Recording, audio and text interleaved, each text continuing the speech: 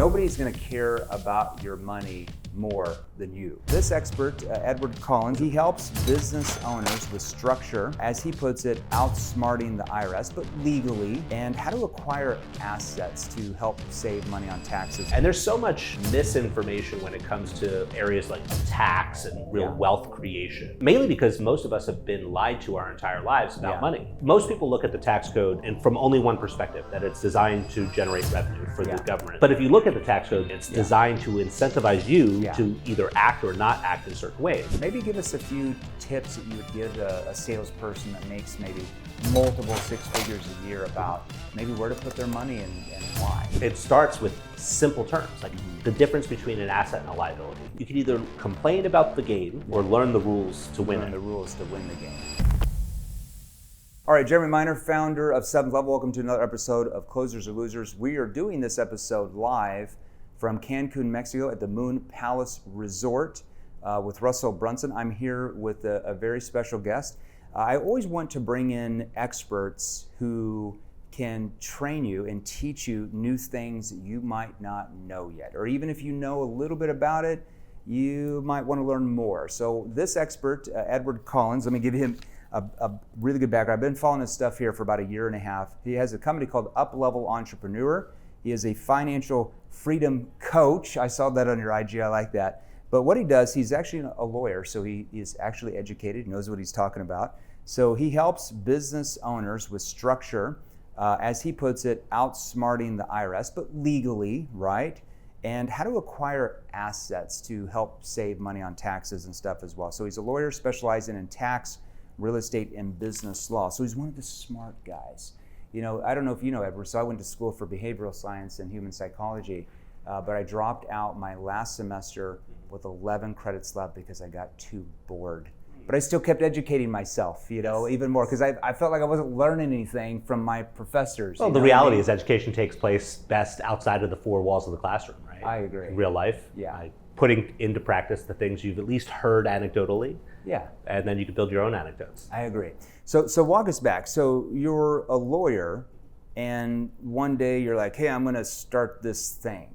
Like what happened there? Well, my journey's been pretty long and winding. I'm a serial entrepreneur. I've been building and scaling multiple companies over the course of the past 2.5 decades. Sure. 26, almost 27 years now. Wow. Okay.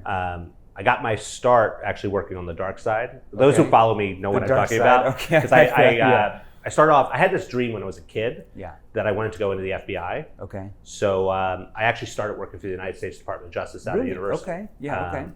But I learned pretty quickly I hate the government. Okay. Right. Because I got to see behind the curtain, right? I got to see like the challenges. What did you not like? The bureaucracy process or whatever?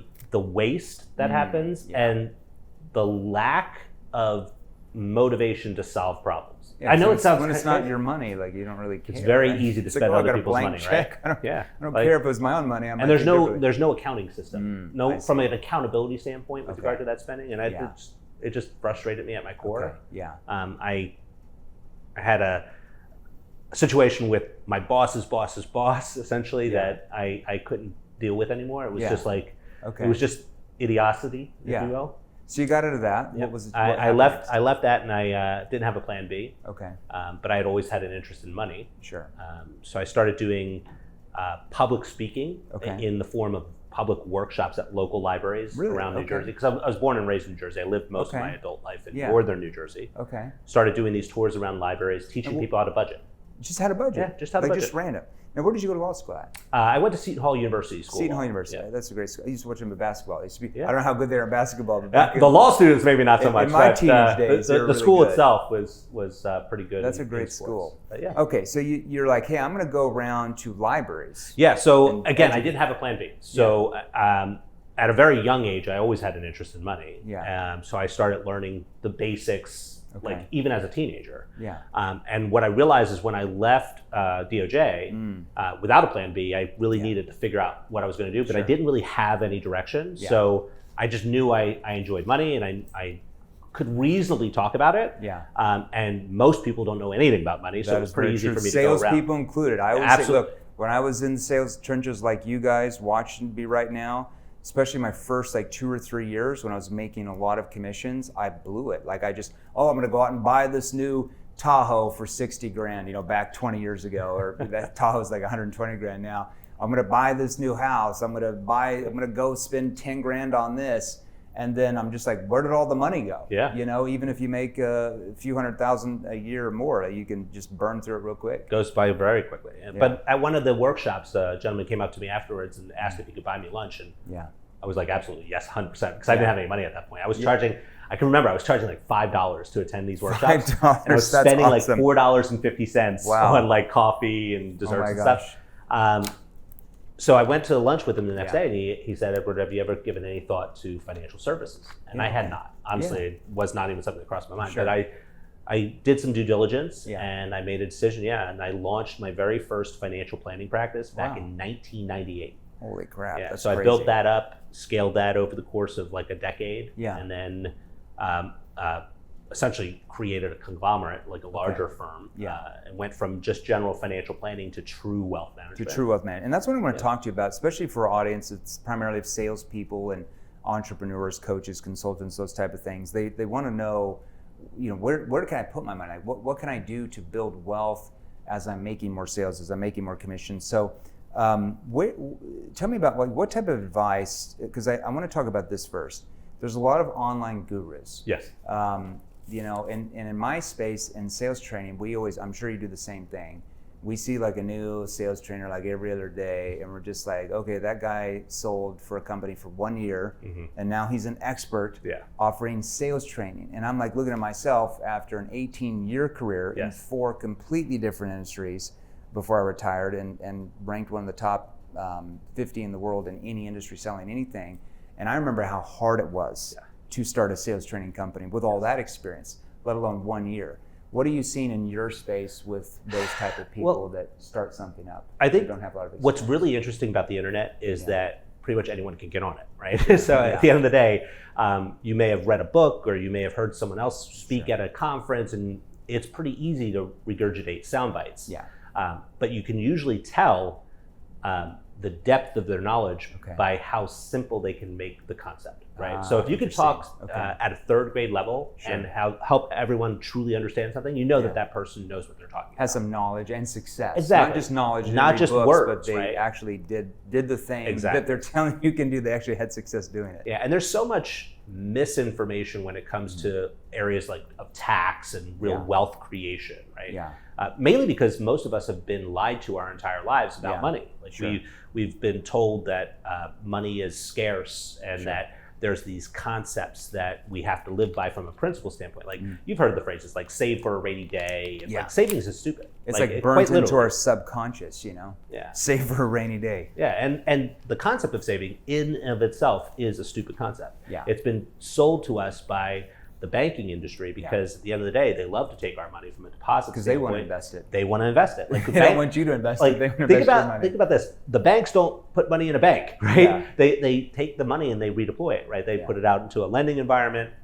They buy assets with it, assets that cash flow, right? At the end of the day, that's really what the secret of financial freedom is. It all boils down to cash flow. So let's talk about your Edward verified updates. Now, listen, you want more advice on wealth building, wealth creation, protecting assets, not overpaying your taxes. You want to follow Edward. Where's your IG? Let's just go ahead and give him your IG. Edward Collins _upleveled. Yeah, that's a good place to follow him. And on there, you do these Edward verified updates. Tell us a little bit about the Edward verified updates. I think that's where I first started seeing you. To be honest, it was an accident, right? So I didn't grow up with social media, right? I build all my companies in a handshake environment, right? So my very first social media post was in October of 2021. And I had no clue what I was doing. I pretty much was listening to what everyone else was telling me I needed to do, and nothing worked for me. I started, so my first post was October of 2021, but I didn't really get consistent until January 1st, 22. But I made a commitment. I posted literally every day for a year and 4 months and got no traction at all. Wow. Mainly because I was just doing what everyone was telling me. I did talking head videos. I did quote cards. I did I did pretty much everything you can imagine. And nothing really resonated. And I got to a point where, again, every day from January 1st, 2022, all the way to April 25th of 2023, yeah. across all of our social media platforms, we had less than 6,000 followers in total. Oh my gosh, Yeah. that's insane. Okay. So I walked in on the 25th of April 23, and I told my team I was done. A lot of work for 6,000 followers. Pretty much, yeah. It was. I'm very stubborn, right? But I walked in on the 25th, and I told my team I'm done, and they said, "No, you're not." I said, "No, you don't understand. I'm done." Yeah. They said, "No, you made a commitment." I'm like, because when I say I'm going to do something, I do it no matter what. Yeah. So I said, okay, what we'll do is we'll do something a little different then, because whatever I'm doing right now is not working. Not working. Okay. So we had looked back at some of the different videos that we were doing that got some traction, and the ones that got the most traction were these things that I call reaction videos, where someone would have sent me a video, I'd look at it, and I'd script it all out, and at most, like these were the ones that got most traction, but at most it was like 100 to maybe 200 views. Like, again, this is I had no following. Yeah. But I said, okay, I'm going to do this, but I'm going to do it differently. Because what I was doing is I was, again, spending a lot of time researching the video. I'd script it out. I'd spend like 3 hours to film like 30 seconds. It was like insane. That's a lot of work. So I said to my team, okay, let's do this. Let's put it on the phone. Yeah. Hit record. I'll hit play and record me watching it for the first time. Yeah. And then my face started doing weird things because I was literally watching what was being said for the very first time. So it was a very authentic reaction. And then I literally just put the phone down and I spoke without any scripting. And what was interesting about that is, like, I have 26 years of knowledge and I don't really need a script. I just talk based on my own experience. Especially off a 60-second reel. Yeah. Exactly. You're overcomplicated. Not at all. You can't, how can you overcomplicating a response in 60 seconds, you're going to lose everybody. Exactly. So I just spoke from my authentic self. Yeah. And they did the edits. The edits were like literally just taking out the ums and the ahs. Sure. It was like no like complex editing. So it's quicker. Yeah. They posted it that day. I came in the next day and the team was like all bustling. I'm like, what's going on? They go, you don't know? And I'm like, know what? Yeah. And we had gotten like 12,000 followers overnight. It was like crazy. Yeah, that's a big one, we more than doubled in a day. In one day, you're like, what the heck? And I'm like, okay, we're doing this. We're doing this. So I started doing these reaction videos as that was our platform. And then the way the reaction videos are is the community sends me a video. So we don't source them, like they're sent in. The ones that get sent in the most, like the highest volume count, if you will, that's the one we do. Do you do one a day for that? So we post daily. Okay. So every single day we post a reaction video. How many reels do you do per day? Sometimes we'll do it in batch, like 4 to 8 or so in a particular day. On each platform? From a posting standpoint, we do 1 post per day per platform. Yeah. But when we're doing our recording, we record in batching. Sure. So we do 4 to 8 in a sitting, if you will. Okay. And then what essentially my shtick is, if you will, is I basically take a look at what other people are talking about with regard to money, with regard to taxes. Yeah. And then I give my commentary based on 26 years of experience and also being a specialist in what I talk about, an expert. Because I've noticed you, like on some of them you're like, yeah, this is true, this is right, this is what you tweak here. But then other ones you're like, that's not accurate at all. Correct. And here's why. Why do you do that? Well, I do it because, again, I'm interested in trying to elevate financial literacy. Yeah. And one of the approaches I take, though, is I never attack the person. I'm always attacking the concept, right? Of course, if you're sharing a concept that's not correct, yeah, I want people to understand what is true. Sure. So they and don't sometimes make mistakes. It's hard to judge somebody in a 60-second reel because you don't know the context of why they said it, what they said before, maybe what they said after. They explained it better. Yeah, and that's why I'm never interested in attacking the person because, again, everyone makes mistakes, and again, you don't necessarily have all context. And I always say it like anytime we do, because we do probably 20 reaction reels a month, and then we do a bunch of intentional reels and repurpose content, but anytime I do a reaction reel, like I'm interested in only making allies, not enemies. 100%. So, it's, if you read The Art of War, it's like, how can I make this person an ally? Now, I might not believe the same thing they do, or I might view it differently, but I'm going to compliment and then show a tweak, and then sometimes compliment again, because I'm only interested in creating allies. Yeah, you've encapsulated what I do in my videos. So, but we got to a point where there was this one situation where someone had submitted a video, and I had nothing to say. Okay. Because it was 100% correct. Yeah. Like, in fact, like if I would have said this, this is how I would have said it. Yeah. So I put my phone down. I'm like, I don't know what to say. Yeah. Because I literally would have said what was just said, and they said, no, you have to say something. I'm like, well, what am I supposed to say? Yeah, it's correct. Yeah. He goes, we have to say something. And I'm like, okay, well, this is legit. It's ever verified. Yeah. And that just took off. Like literally the same day we posted it, people started publishing on other people's content. Okay. Is this Edward verified? Edward and it verified. just became a thing. That's where it's at. I love that. And that's the thing. That's only been what, a year? Less than a year. Yeah. So we've gone, well, a little over a year now. We've gone from April of last year, 2023, from less than 6,000 followers to about 3.2 million now. That's all insane. organic, no paid advertising. Well done, man. Yeah. Just from Reels. That's crazy. Just from Reels. Congratulations. Okay, so as a salesperson, I'm born from the same cloth that everybody watching us has been born from. I feel like most salespeople, including myself, when I was in the trenches, are not really educated on financial literacy. And when you make more sales, you get paid more money. And I really believe that what we do at my company, we should have you on sometime, is we bring in experts like yourself. Usually 2 to 3 times a month, and they teach like an hour of, hey, this is how you can save money in taxes. This is how you can, have a higher, better mindset. Just little things like that help salespeople in other areas of their life. So maybe give us a few tips that you would give a salesperson that makes maybe multiple 6 figures a year about maybe where to put their money and why. Just something like that. Yeah, I think the first thing to do is invest in yourself and your own financial literacy, right? Right. So that's always the core. You have to start from a good foundation, and it starts with simple terms, like the difference between an asset and a liability. Right? An asset is anything you control which generates cash flow for you. Anything that takes cash from you is a liability. Sure.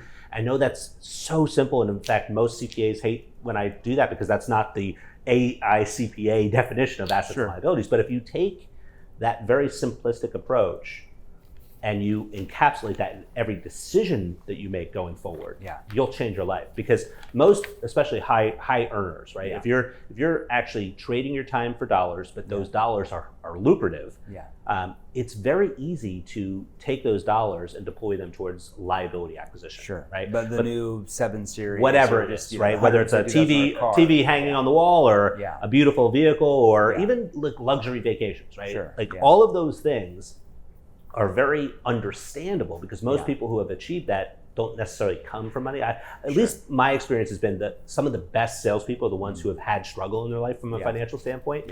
But because of that, they also have not been educated with regard to money. Exactly. So they make these decisions where you're trading your time for dollars, right? Even though it's a great environment, right? You're getting a huge leverage with regard to that time.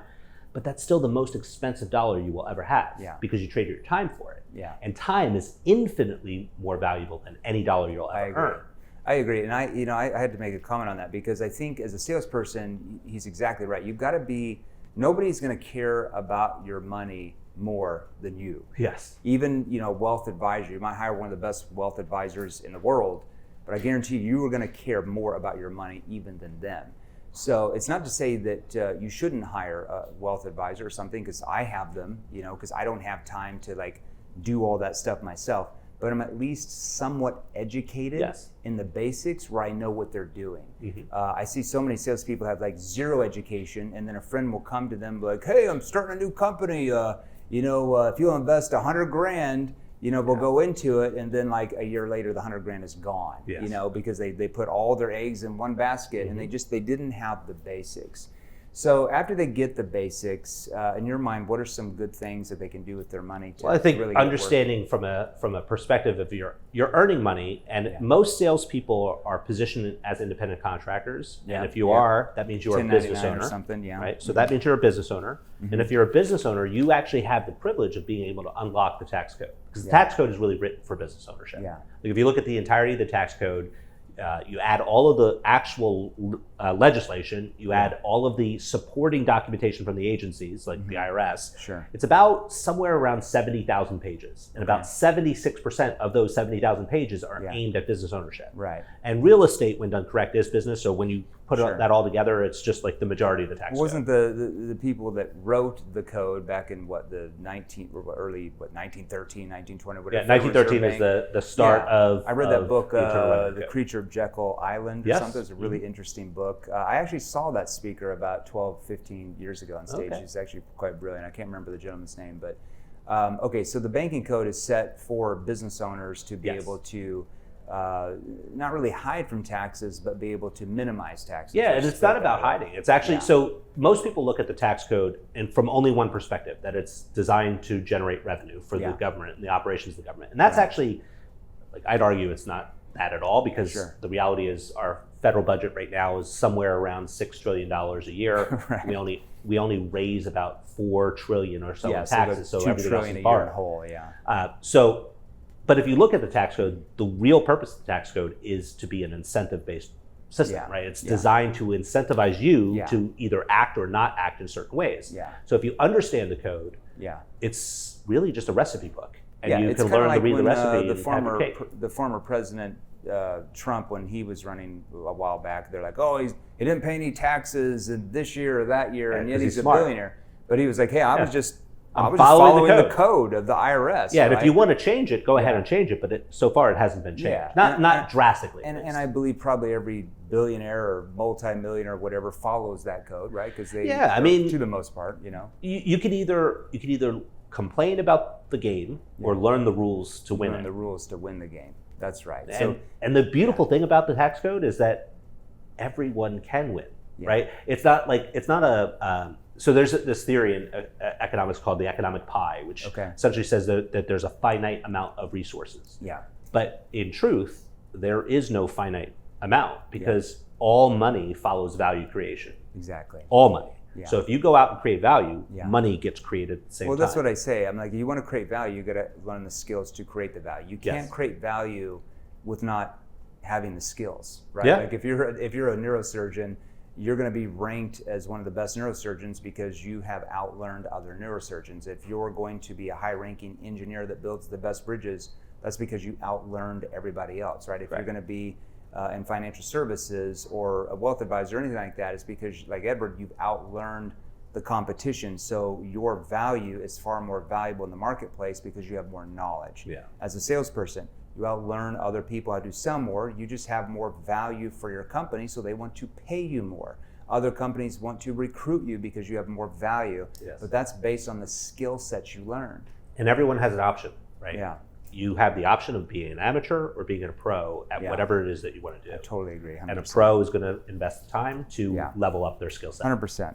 Now, a couple more questions I have here. Where's your business headed? Like your vision of where you're going? Because you have you have your company here. Like where are you wanting to take it? Well, in the next 5 years. I'm a serial entrepreneur, so I own multiple companies.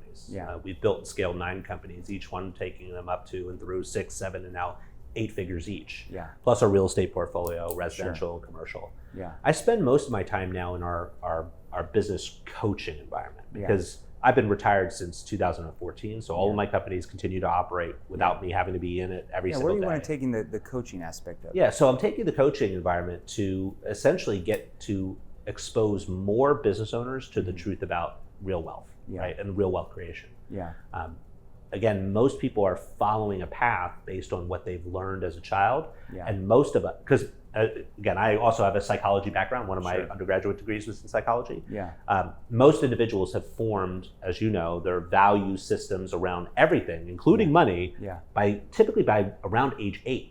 And it's very difficult to modify it unless you're exposed to the right environment. Age 4 to like 8, 9, 10 is like the most critical years of your childhood life for your belief system later on. Exactly. And the only way to really shift that dynamic post that age is to truly immerse yourself in a new ecosystem, right?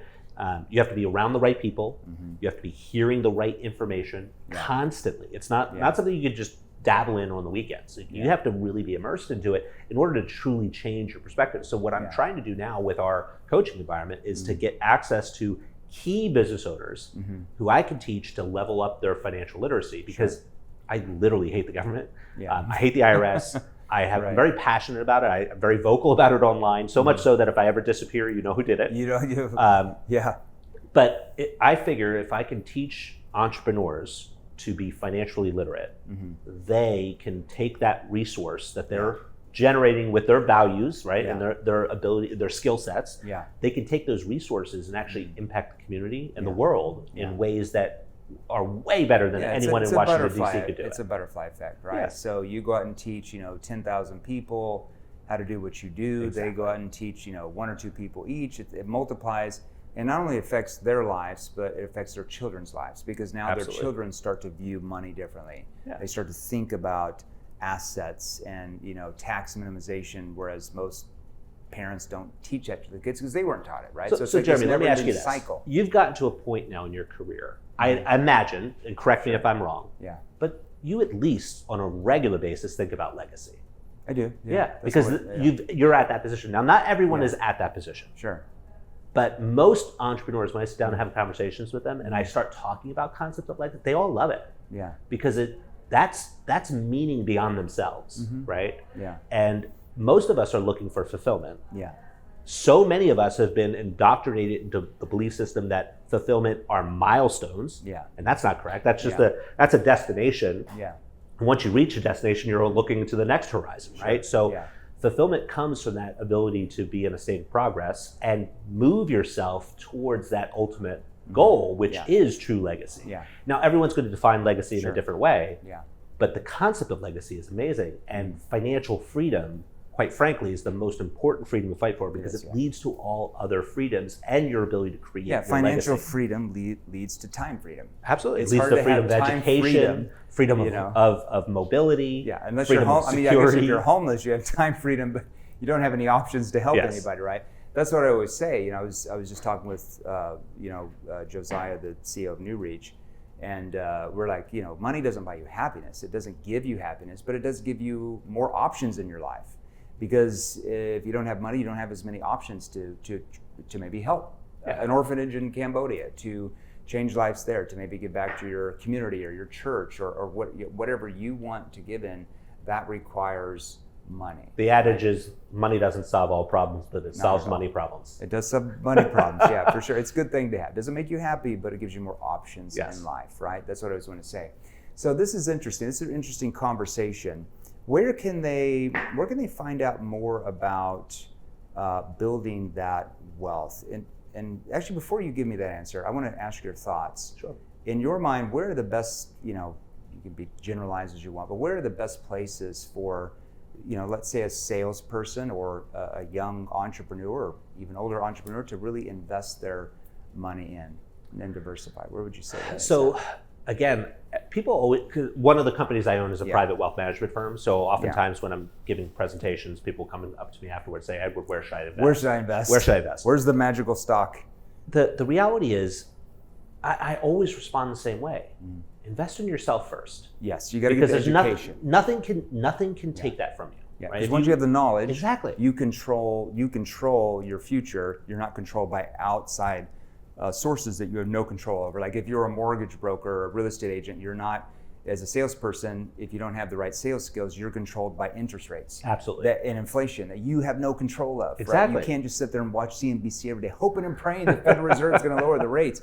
If I have the sales skills in those industries, I control my own destiny because I'm still selling a ton even when the market's bad. Yeah, I have a lot of bias in my perspective. Like I believe wholeheartedly that financial freedom is the key ingredient to that is cash flow. Yeah. So if you're looking to invest, you need to invest in assets. Yeah. Remember my early definition of an asset. Yeah. Anything you control which generates cash flow for you. So that doesn't mean ownership of things. Like people think, oh, I need to go buy investment real estate. Well, no, you need to control investment real estate. Okay, right. So if you control it, you can generate cash flow from it, and that cash flow can then be deployed towards other things. Okay. And you want to limit your exposure to liabilities. Now, there is a difference between good debt and bad debt. Sure. Most humans have bad debt. Yeah. Because Consumer the banking industry is really good at marketing. It's right? the consumer debt. Yeah. So that consumer debt environment keeps you into a position of slavery. Economic slavery. Yeah. And if you just understand the key difference of productive versus unproductive debt, along with the concepts of asset acquisition, you can transform your tomorrow. So investing in investment real estate, investing in business ownership, investing in your skills development, right? That's the most important thing, because once you have the skills, like it doesn't matter what happens to the market or whatever, you always have the skills to go out and make money. So it's just all about, what I learned the hard way probably in my 20s is I would have friends that would come to me because they knew I was making a lot of money, like trying to get me to invest in their newest greatest thing, and I did that and lost probably a couple $1,000,000. Yeah, I mean, it's beyond that even. Yeah. Like, especially if you're a young sales, because again, I've been involved in sales my entire life, right? Because I think that the most important skill to have is salesmanship. Communication. That ability to engage in that thoughtful, deep connection from a communication standpoint is transformative. Because everything is sales, right? You're either selling yourself a service or a product 100%. in life. Yeah. But when young salespeople, at least in my experience, get exposed to the lucrative nature of what sales could be, especially if they develop their skill set, oftentimes they're put into a state where they are interested in showing off, right? And buying the next big thing, because a lot of people put worth in that, the showiness, if you will. But I can tell you that life is totally different when you are truly financially free. Because you could do anything you want. That is something to aspire to. Money. And I think that's important. It's, I see a lot of young salespeople, or even salespeople in their 30s or 40s, that they'll start making a lot of money, and then like, hey, I got 150 grand here, and they just go put it all on like a crypto coin, like like a startup, and then like 6 months later it goes way up, and then it goes way down, and they lost all their money. Because anytime not to say that crypto's bad, but it's volatile, right? So anything that can go up that high can also there's a difference down. Between investing and gambling. Right. Yeah. And gambling is very exciting, right? Yeah. That's that dopamine, like serotonin release, like all of those things are impactful, which is why those markets tend to be so volatile, right? Because when you have people putting things into something they don't understand, it's very easy for a fool to be separated from his money. That's what I always say. My motto is, if I don't at least have a basic fundamental understanding of the investment, I won't do it anymore, because I don't feel like I have any control. Because I don't understand. Yeah, I mean, there's so much outside of our control. Yeah. What you do have control over is your reaction to things, right? Yeah. If I don't understand what I'm investing in, I could pull it out too early, whatever. So it's all about diversification. Correct. And spreading out your assets. To some degree. Well, you're the expert. To some degree. Diversification is good if you don't have knowledge, right? Because diversification gives you the ability to say, let's limit the impact of risk. Okay, right? that makes sense. And there's a variety of different types of risk. You have market risk, you have time value of money risk, opportunity costs, all those things. But if you look at real wealth creation, it's usually concentrated. True, so, because if you have if you're an expert in like real estate, you're going in on real estate. You're all in on real estate. Understand it, or you're doing it yourself. An expert in business, you're all in on business. You're an expert in the traditional financial markets, you're all in there. That makes sense. Now, what tends to happen though is most people hear these anecdotes where most millionaires have multiple streams of income. Absolutely 100% true. Yeah. But their wealth wasn't created that way. Exactly. They first created wealth through concentration. Maybe through one thing, and one then business. Diversified afterward. I think that's a big mistake, because I think a lot of these entrepreneurs I got multiple streams, so that's 6 businesses at a time, and none of them take off because they're not. You can't be focus. Great at 6 different things. Like, you can be great at one thing. Maybe you're a company. I remember it. My corporate career in Vivint. My first job in the summer selling door-to-door home security when I was in college, and as they grew and scaled. I think after like 16 years, and that's a huge company at that time doing alarms, they diversified into a division of solar. Yes. And that was after 16 years of a company that was doing, $400 million plus a year in sales before they diversified it all. Exactly. Right? And I was out of the company by then, but they even struggled on the other side. Even after 16 years with all that experience, they still it didn't pull off perfect, So I totally agree with you. All right, where can people find out more about what you do, and is there a place they can go to get some sources to start learning some financial literacy? 100%. If they jump into our Instagram account, so Edward Collins _upleveled, go to the link in the bio. Click on that. It'll take you into our free community where we essentially teach so many different topics of financial literacy. And it's really designed to help you take it to the next level. Right? Our company's called Up Level Entrepreneur from a coaching standpoint. I want to get them to that next level. And as you know, watching me here right now, any guest I bring on, we always bring on that guest that's going to help you produce more. Now that could be in sales to help you sell more. That could be, like Edward here in financial literacy, learning how to minimize your taxes, where to invest, those type of things. So we're always going to bring on guests that actually help you get ahead in your life. So Edward, thanks for being on, man. 100%. It's a pleasure. Appreciate it.